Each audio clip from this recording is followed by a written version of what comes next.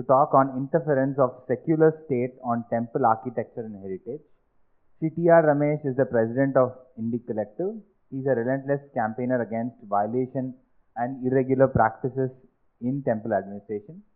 He has taken on HRNCE, Hindu Religious and Charities Endowment Department, in several temples on several issues across Tamil Nadu. Now I request Shri T.R. Ramesh to deliver his address. You know, the revival of Puja in Hampi is something that fills our heart with so much happiness, bhakti, enrichment, culture, and all the good things you can imagine. A temple without pujas is a body without life. It's really a shame that after 70 years of so-called independence, one of the most important places of worship is without pujas.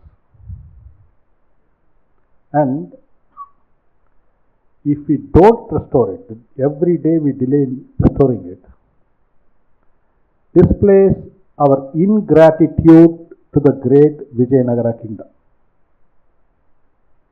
If Vijayanagara kingdom was not there, in Kumbakonam, we will be facing in northwestern direction and doing some other form of worship.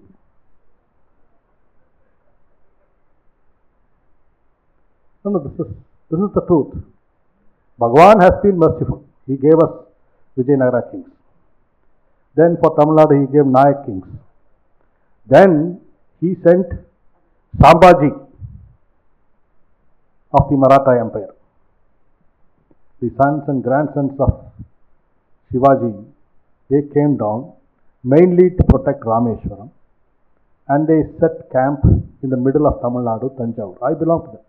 I am happy to say I am the subject of Maratha king of Tanjavur. Be it Tamil Nadu, be it Andhra, be it Kerala, or even Orissa. Today, Ravi Lochanan has given me a different subject, heritage. But the structures of the temple is indubitably connected with this temple. And I went for the Sai Raksha Puja. I've been to Compassara Temple many times for Sai Raksha Puja. It's still done with some fervor and devotion, piety. Once the puja was over, I was coming around the temple and I saw something which shows the scant respect the HRNC department has for our ancient structures, the indifference of temple worshipping Hindus in preserving our structures. It is a combination of both, the indifference on our part and the bulldozing nature of the HRNC department. First of all, I want to tell you that the law relating to religious endowments is a concurrent subject in the Constitution, which means both the center and the state can legislate, can bring out acts. It is not just a state subject. It is not just a center subject. Both governments can legislate, and if you see, many state governments have their own archaeological departments. And Tamil Nadu has one state archaeological department, and we have the ASI, Archaeological Survey of India, which is the central government's organization. One of the most useless organizations that has been eating public money for more than 70 years. They seem to think that the organization exists for preserving some secular monuments. And the moment you say temple, they will turn the other side. Check it out. There's always a compatibility issue between Apple and Windows. Now resolved. If you see this picture,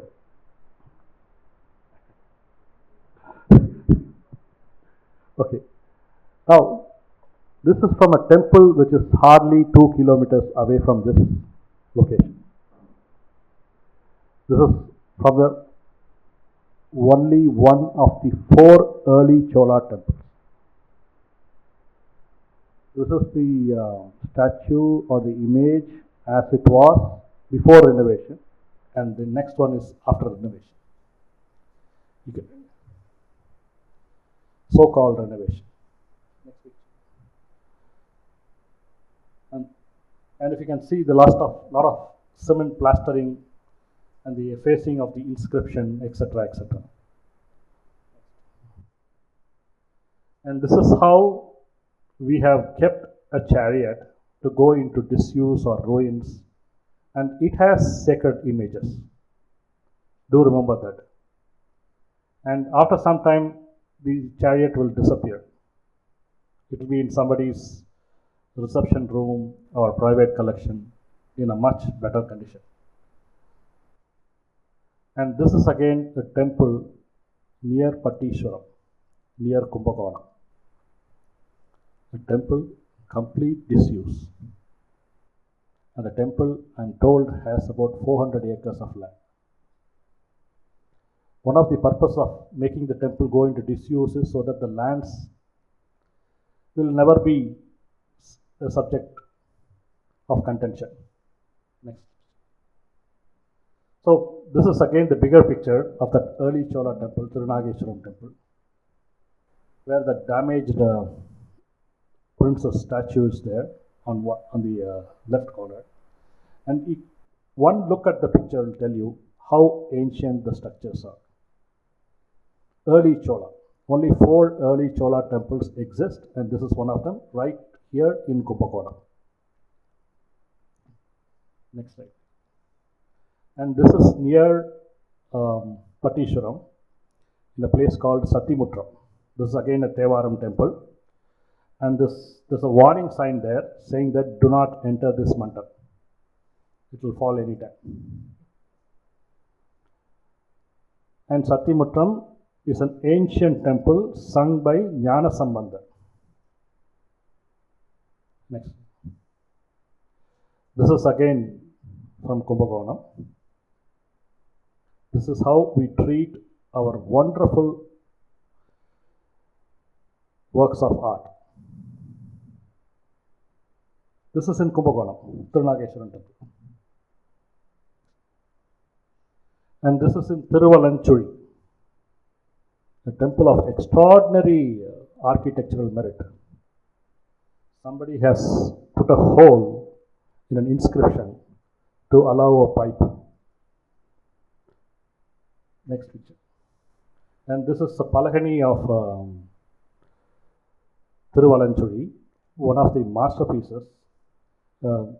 My picture may not do justice to it, but this is one of the 7 things which Stabadis say they cannot do. 7 pieces of work which every Stabadi says, I will do anything but except these 7. Next one. This is the fire that broke out in Madurai temple in Veera Vasantarayar Mandapam, 2018. And this is how they kept a speaker in Madurai temple. You can see a pillar of work, a fine work.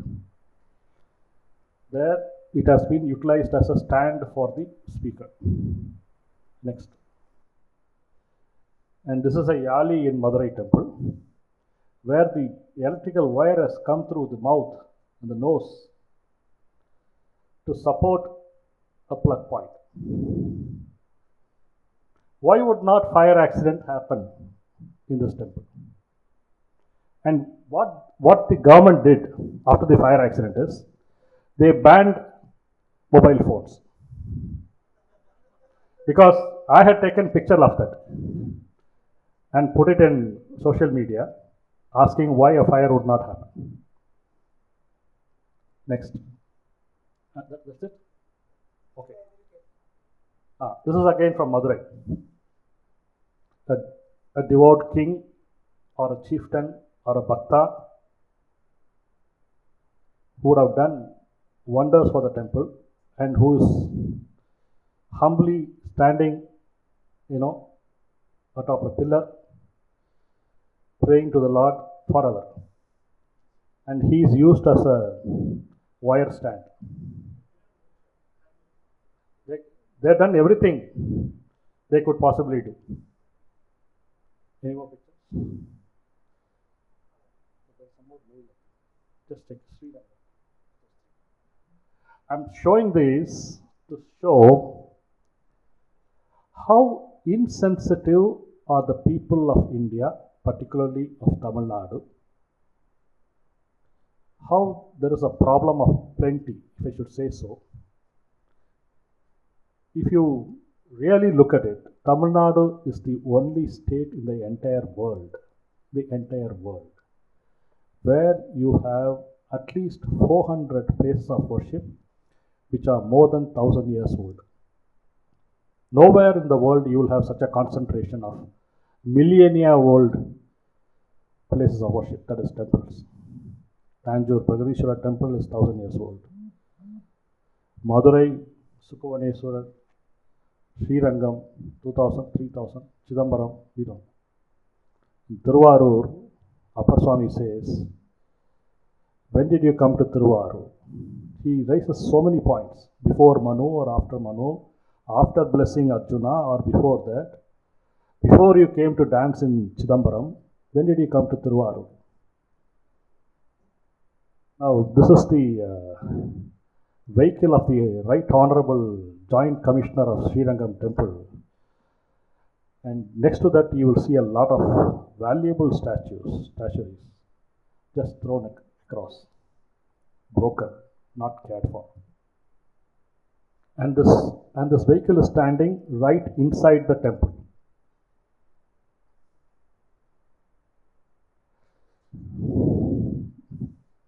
So this Kudurai Mandapam, the very famous Mandapam in Srirangam, is the parking space for the Joint Commissioner's car. Oh, you should appreciate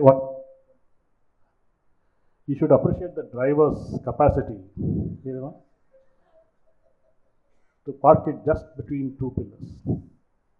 If he's also an artist.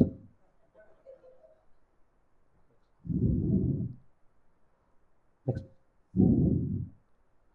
Now this Swami, it's a temple in a village near Thiruvarur. This is the ruins of the temple, but Bhagavan is there. This Swami, without salary, has been serving that Bhagavan for 40 years. He is crossing the temple over thorns, stones. The next picture. And no, that temple picture is not there. Okay, now somebody did a story on him, and I tweeted that, and it caught the attention of temple-loving people, and it went viral. After that, HRNC rushes and pays him back some 4 years arrears of salary, which is about the monthly salary is about 200 rupees. Did that Archaka did the pujas for the 200 rupees salary? These are the people for whose sake we should come out, we should step out. We should do everything possible in our sake. Now let me get to the presentation. A few pictures will give you an idea of how our heritage is respected in this. Tamil Thiru Nadutannai Petra Thayendri Kubbudadi Papa.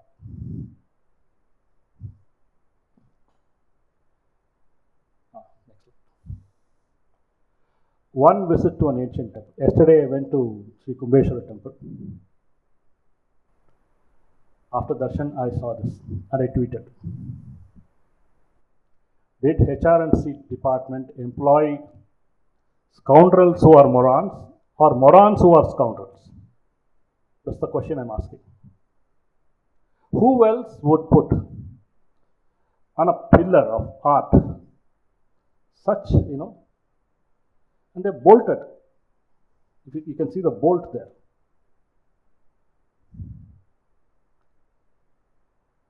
And this is in Compassara Temple. The temple also has Annadana Kodam right inside. It has an executive officer's office, modern construction right inside.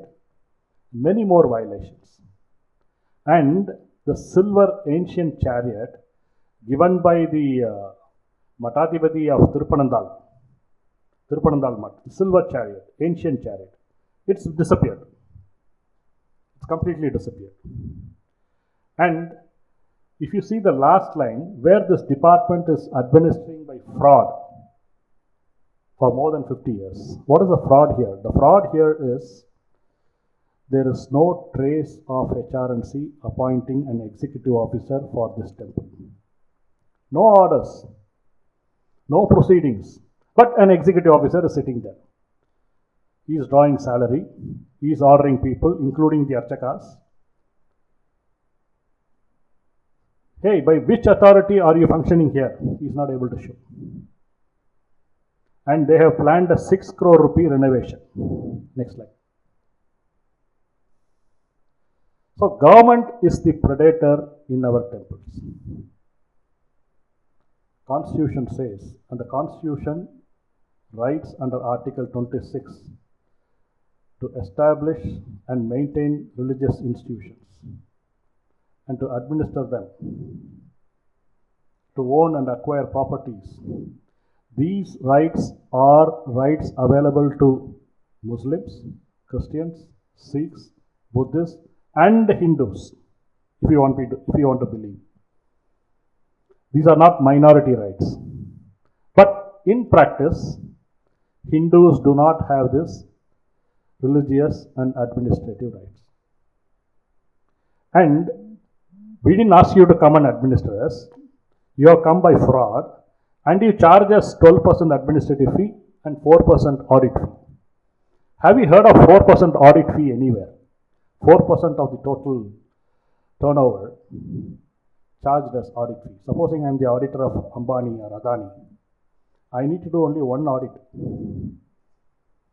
My 4 generations are taken care of. 4%. And it is not an external audit. It is not an audit by a chartered accountant. And the biggest problem is government, after stepping in, has closed down a lot of institutions associated with temples. Patashalas, Veda Patashalas, Agama Patashalas, Vaidyashalas, Goshalas, Chatrams. They have closed down. That's their achievement. And they will never start. They will start secular colleges, but they will not start a true Agama school or a Sanskrit school. They will not do that.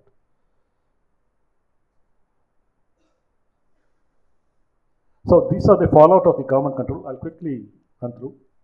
Loss of temple culture. Temple culture is Vedic culture because Agamas come from Vedas. Vedam Pasu, Adan Pal Mei Ahamam, Nalvar Od Tamil Adan Ul Urai Nei, Bodamihu Neiyin Urusavayam, Nilvannai Meigandan Seida Tamil Nolin Tiram. This is a song about Saiva Siddhanta. It's the same truth about Vishishtadvaita or Advaita. What? From Vedas came Agamas. What is said in Agamas is what is there in the Tamil Tirumurai, Tevaram, Tiruvasagam, Tirumandaram. And the essence of it is Saiva Siddhanta. That's what it says. It means the root is Vedas. Without Vedas, we have nothing. So, the temple culture is Vedic culture. People will say, during the times of Vedas, there were no temples, there was no temple worship, etc. So just forget that. Let them say what they want. They also said one person is going to come back any time he's coming back. For 2000 years, they've been waiting. He never came back. And he said, before some of ye standing here shall face death, I shall be back with my kingdom. He addressed a group of 30, 40, say even 200 people. Before any of you or all of you pass away, I will be back with my kingdom. Anyway, loss of volunteerism. Government has taken away volunteers, sevaks away from the temple. Today, temples have housekeeping department, it has security department, it has so many things that are externalized. You cannot go and say that I will do the watchman duty here, I will do the cleaning duty here. No. They will allow you if you say I will give you 20,000 rupees to clean the temple. Loss of Sanatan network that transcends all castes, etc. Every caste had a role that has been lost, the community network. True income of temples, this I keep saying in every presentation. Tamil Nadu alone should get about 6,000 crore rupees from the properties of the temples every year. They are getting about 120 crores and government is taking 180 crores as administrative fee. So the temples are making a loss. I spoke about this, loss of dharmic institutions. Now, here come to our point to be discussed here. Loss of art, crafts, artists, artisans, music, dance, you take it. Have we created a temple which rivals or at least which comes close to temples which were built 300 years ago? Let's forget 1000 years ago. Have we created?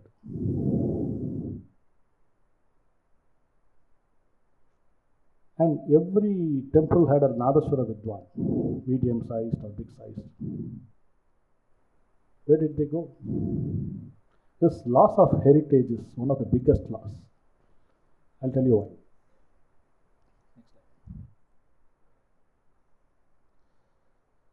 Five major losses. Interference in religious matters. We can do prayaschitta. Non-protection of temple properties, non-realization. We can take corrective steps. Inefficient and corrupt administration. We can do something about it. The loss is loss, but we can do something. We can change the management. We can get our act together. Loss of Sanatan culture and bhakti, we can revive. Loss of heritage, antiquity, artifacts, inscriptions, statuaries, murtis, murals, even temples have disappeared. What can we do? One inscription broken, one inscription effaced due to sandblasting. Can you bring them back? Can you bring it back? The other four irregularities, you can correct them. The loss is loss, but you can make good. But if one inscription is broken to pieces, it is effaced, the mural is destroyed, nothing can bring them back. Nothing can be done. So the heritage aspect is the most important aspect. It should be given primordial importance. Next slide. Now HRNC acts. We have the Karnataka Act, we have the AP Act. Now the AP Act is common for both Telangana and AP because it came in 87 when the state was one. We have the Orissa Act, we have the Tamil Nadu Act, and we have 4 acts in Kerala. The Irinyalakuda Act, the Guruvayur Devaswam Act, the Travancore Cochin Religious Institutions Act, and the Malabar Devaswam Act. Now, strangely, Tamil Nadu Act does not allow renovation. It allows only preservation. Not even conservation, preservation. AP Act allows renovation and construction. That means you can construct anything in a temple. Karnataka Act allows renovation and reconstruction. Now these things are not defined in the acts. Remember that. Travancore Act, I would say, is the best of all. Keeping temple structures in good repair. Now it's really, really, really good because You maintain the temple. You ensure that they don't fall apart. You keep them in good repair. Next slide. Now, even though Tamil Nadu does not allow renovation, it allows only preservation. This is the Act in section 116. Section 116, subsection 2 and 17 and 19. So what can the officials or those in power, including the trustees, do in a temple? The preservation, maintenance, management and improvement. The preservation means keeping things as they are. Maintenance means the same thing. It also includes keeping it in good repair. Management and improvement. Improvement, since it follows preservation, can mean only improvement of the structural stability. Or, you cannot improve a mural, you cannot improve an icon. You ensure that they do not fall into repair or disuse. And when it comes to images, a statue, a murti, an icon, an image in a mural, a painting, you can do only preservation. That's what the Tamil Nadu Act says. In law, we have two things. One is the Act, which is the main thing, which is the parent legislation, which is the statute. And we have rules which are issued under the statute to carry out the purposes of the statute.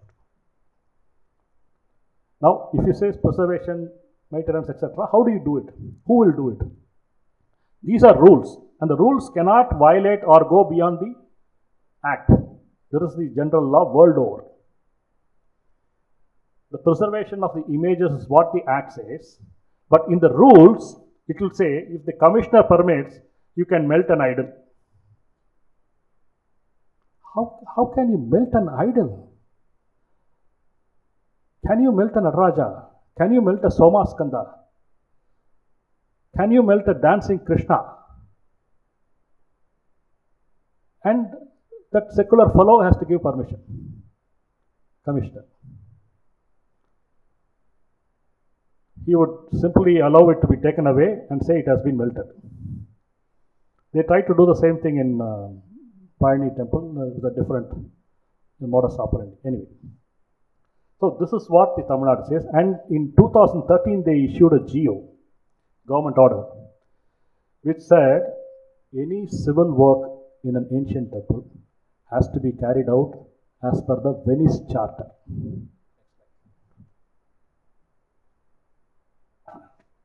Renovation means a complete makeover. If you renovate a house, the house was built by your grandfather. Today you want to change it to include some modern facilities, or expand it, or build one floor more, add a lift. So many things. All these things are renovation. Conservation is the preservation of the settings, and also ensure that they are safe. They will not fall apart. So, this is what the Venice Charter says. The conservation of a monument implies preserving a setting which is not out of scale. That means you cannot add anything. Wherever the traditional setting exists, it must be kept. No new construction, demolition or modification which would alter the relations of the mass and the color must be allowed. This is Article 6 of the Venice Charter, which Tamil Nadu government says should be followed. Act says preservation. Act says maintenance. But Tamil Nadu is the most infamous state for building any number of modern constructions inside our ancient temples. Annadana Kodam, HRNC office, car parking spaces, all sort of nonsense. Next.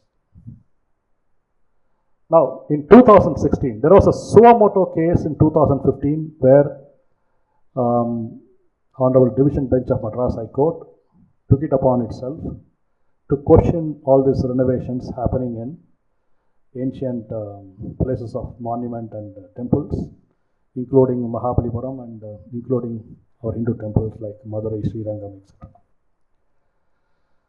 Since I thought the case was not going in the right direction, I impleaded with a writ petition of my own, writ petition 1746 of 2016, where I challenged the rules which said you can melt, you can renovate, you can add new gopurams, you can do ABC constructions, etc. I challenged that. So this is my prayer to issue a writ of declaration, declaring that the management and preservation of properties of religious institution rules 1964, etc., etc., are ultra vires section 1162, 17 and 19 of the Tamil Nadu Hindu Religious and Charitable Endowments Act. I read the 17 and 19 in 2 slides ago, where it says preservation, and where, as far as images are concerned, only preservation. Supposing the hand of an image is broken, as per the act, you can only preserve it. As per the agama, it's a different thing. I'll come to that. So, Honorable Division Bench was pleased to dismiss my petition. They found a lot of merit in it, but they said it has been covered in another case, and it also told the government to amend the act suitably, as prayed by me, which the government is never going to oblige. So, what I did is, I filed a special leave petition before the Honorable Supreme Court of India. That was 6 months ago, and J. Sai Deepak, our Dharma warrior, he appeared, he argued brilliantly, and a good judge bench, including Justice Abdul Nisar, they said temples and the structures are part of divinity. They ought to be protected. They said the murti is no different from the temple structures, or the temple structures are no different from the murti. The murti may be in the Garbhagriha, the murti may be where we go and do our final prayers, worship, etc. But the structures are as divine. This was said by the bench, Justice Abdul Nisar. Just like K.K. Mohammed, the archaeologist, is trying everything to bring back Hindu temples back to, in one piece, put them together, restore them, and even start pujas, and which he has done wonderful work in Madhya Pradesh, and it all stopped 8 years ago, and 8 years ago BJP came to power. So, I have filed this special leave petition. I'll be taking these pictures and more pictures and evidences of shabby, uncalled for renovations, civil works, etc. in temples, and I'll be filing an interim application very soon after this vacation, court vacation. Let's see how the Supreme Court takes it. Unfortunately, Justice Abdul Nisar will be retiring on 4th of January. Still, I'm hopeful because nobody wants heritage to be destroyed just like that. Just because the HRNC officials are greedy, the politicians are greedy. I'm told they get about up to or more than 30% of the civil works that happen in. There's no external audit, and if the work is done by a quote unquote donor or sponsor, no accounts at all, and they found a gullible sponsor, HCL chairman, who said he's a devout bhakta of Tiruchendur Subramania Swami temple, a shore temple, a temple which is on fragile ground. They are doing 300 crore rupee worth of constructions. That means imagine 30%, 100 crores kickback. Amazing. So we need to protect our heritage. This is the most important thing in a temple because the structures, the open spaces inside a temple, they are as important. We need to restore temples. The Act, Tamil Nadu Act may not allow it. as it stands now, but it doesn't allow renovation too. Why does that happen? Why new constructions happen? We need to restore our temples. We have hundreds and thousands of temples, village temples, which need restoration, which need revival. But we need to study them and ensure they are reconstructed or restored in the same settings, the same material, to the extent possible. And Hampi, Tirumeni, Sri Satishan Nambudripad, he had to come and invoke the devatas. Sometimes it's difficult. We do not know what exactly is the Grama Devata in that area, or you cannot start constructing a temple without identifying the Grama Devata, without doing pujas for her. And we do not know which Surupa Bhagavan is there in that place. We need to find out all that. So for that, prashnam has to be done or pujas have to be done. We need to do so much. And Hindus, we are happily sleeping. Ignorance is bliss. And if some white man comes and says this is a wonderful structure, beautiful piece of architecture, we will lift our collars and say nobody can be above Raja Raja, who is not a Hindu but a Tamilian. All this nonsense. Raja Raja was not only a Hindu, he was a Saivite Hindu. Not only a Saivite, he was a Pashupada Saivite. Not only a Pashupada Saivite, he was a Lagulika Pashupada Saivite. Now it's like, you're not only a Christian, you're a Protestant. You're not only a Protestant, you're a Pentecostal Protestant. In Pentecostal, you're again a born-again Pentecostal Protestant. There's so many things there. But Tamilians are Tamilians. I just repeat what Bharadiyar said. Tamil Thiru Nadu Thannai Petra Thayendru Kumbadadi Papa. So with pranams to all of you here, and apologies for my late presentation. I have not said all the state has done vis-a-vis our heritage, our architecture, how they interfere and all that. The Ram temple that is getting built in Ayodhya can compete with Disney World for tourism, etc. purposes. It is not serving the purpose of devotion. The government has successfully kept away the sampradayas of Ayodhya. Such things should not happen in Hampi. We have to be careful about that. Narsimha, Rama, or even Ganesha, whoever belong to the exact smaller temples or the principal temples, they should be invoked, brought back, and by Bhagavan's grace, we will be offering them the same pujas. We will discover, we will find out. Bhagavan will help us. So, let us be alive, let us be cognizant of what we need to do with our temples, primarily with the structures. Let's do that. Jai Shri Ram, Shiva Chidambaram. Okay, if you want to really take it away from the government, there are different things we need to do. Okay, one is socially, politically, every other way we have to do it.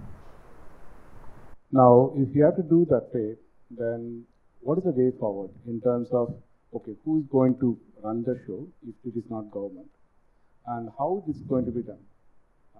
So, because these are the questions that will pop up, right? Yeah. So, I know there are different answers, but I just want to say, ask your view on it. Legally, there's only one answer. You give it back to those people from whose hands you are taken over.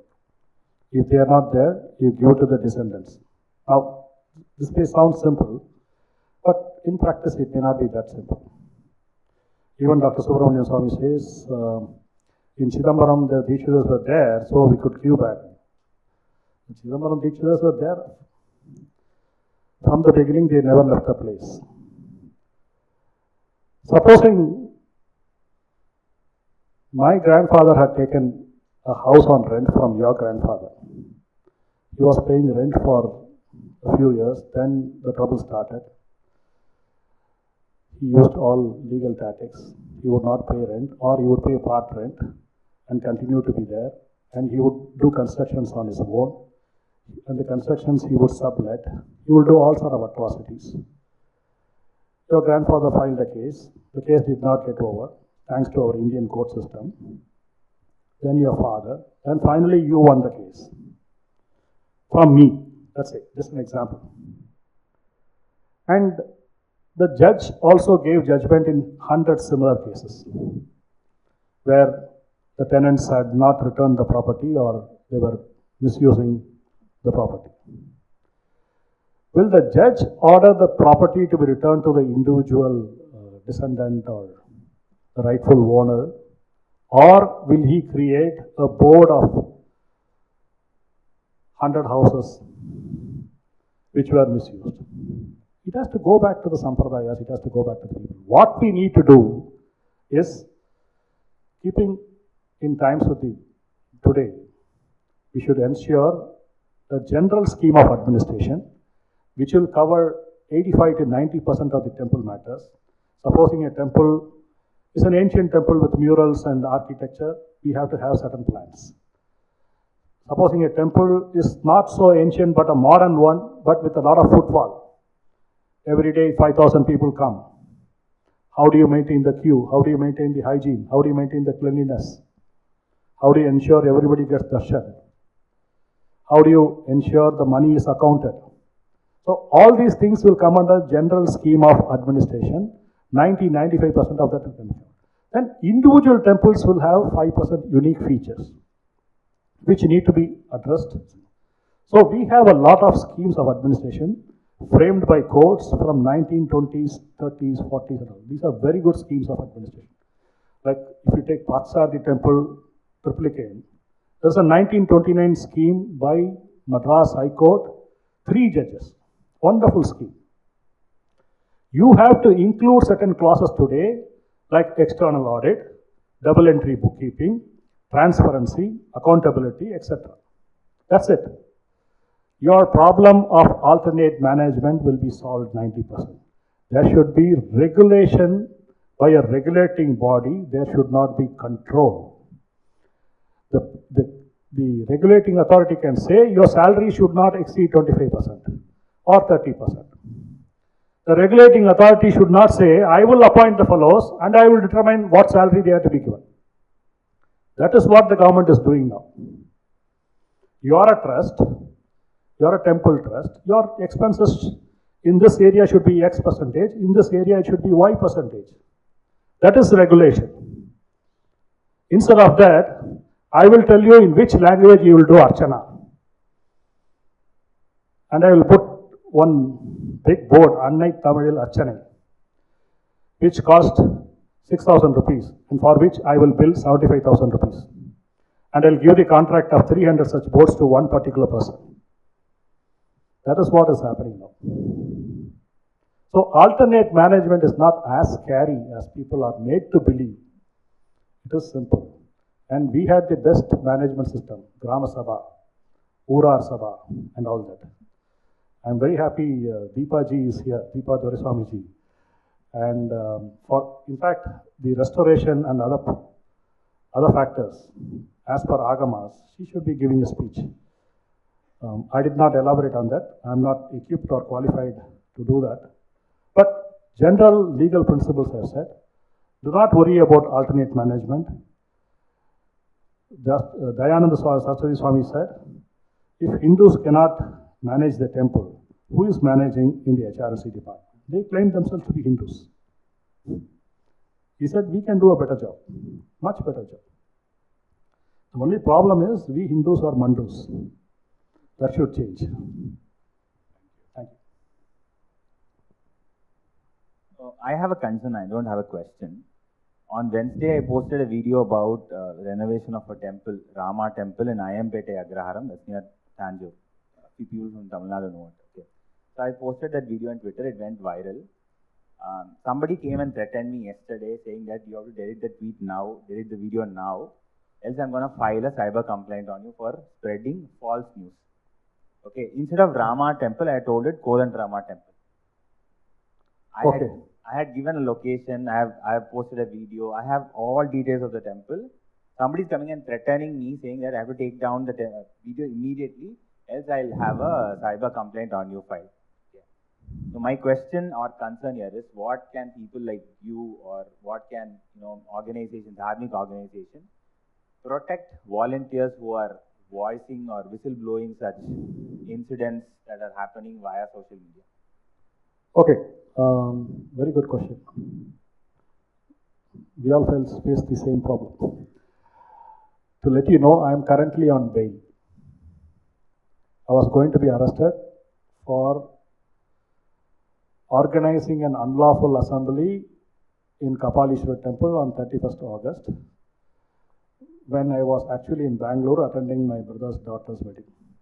Anyway, that's the police for you in Tamil Nadu. That's the government in Tamil Nadu. My advice would be you to be practical.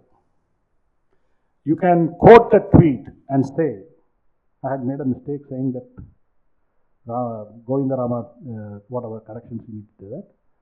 And you can say that this thing's happened there and I've been threatened. You can do that. But you should understand two things. One is a person being arrested, tried, and then punished if the person has done some violation of law. Second is the person being arrested. To arrest, the police or the government needs nothing. You just arrest a person, put some sections, take it to the magistrate. The magistrate will not even look up and see who is that person. And he will sign a remand. That's how things work. That's how it works in Tamil Nadu, Kerala, Karnataka, the rest of India. You need to be careful because today we are dealing with people who hate Dharma. It's not that they don't follow Dharma, they hate Dharma. So, check with somebody if you need to delete it. If you need to delete it, if a lawyer says delete it, or if somebody in the know says delete it, delete it. It's already gone viral. Second, you can put an explanation, or you can even record saying that people are threatening me. But if a policeman tells you, no, there's nothing there, you need not worry, then you start worrying. He is telling you that so that you will be little indifferent or not careful, and it will be easier for them to arrest. So, I leave it to you.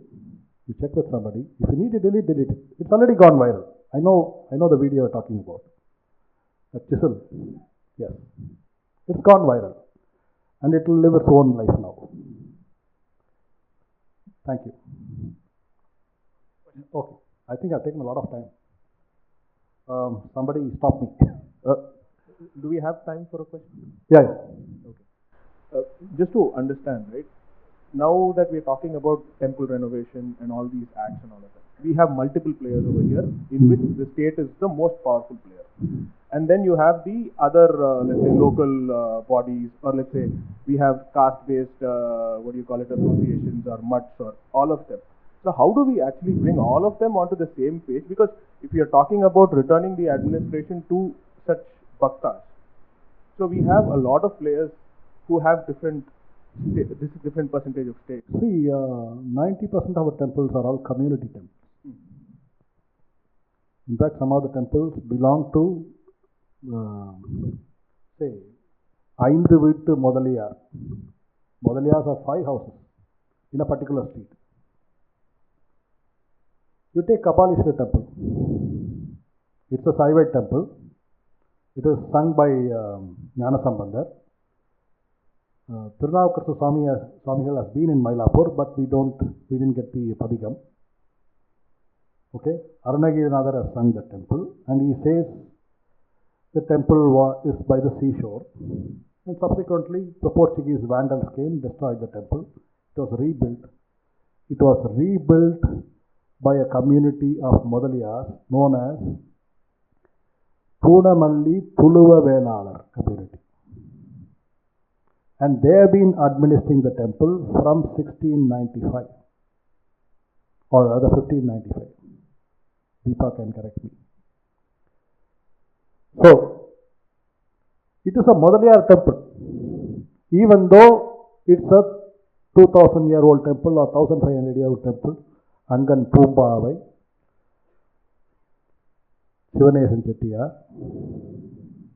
so many other communities are there. It is a Modaliyar temple. And the Modaliyars gave it in a platter to HRNC and they have not been able to take it back now.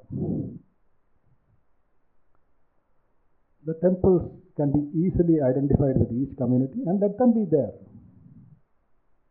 Because the loyalty will be, if a particular family or particular caste or particular community or 2-3 communities, they know it is their temple, they will be fiercely loyal to the Bhagwan.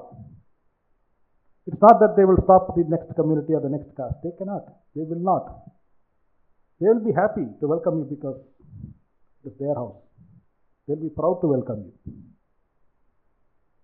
Don't worry about caste. Caste is a story invented by Macaulay and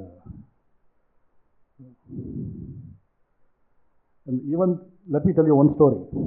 Bharadiyar never sang Jadihal Illai Adi Papa. He never sang that. He sang Jadi Perumai Illai Papa. It is easily understood because he also sang Ayiram Undu Ingu Jadi. Idil Anniyar Vandu Pugal Enna Needi. A man who said there are 1,000 castes, how will he say there are no castes? We've been fooled by this convent education, leftist education for decades. Let's not be fooled anymore. Jai Shri Ram.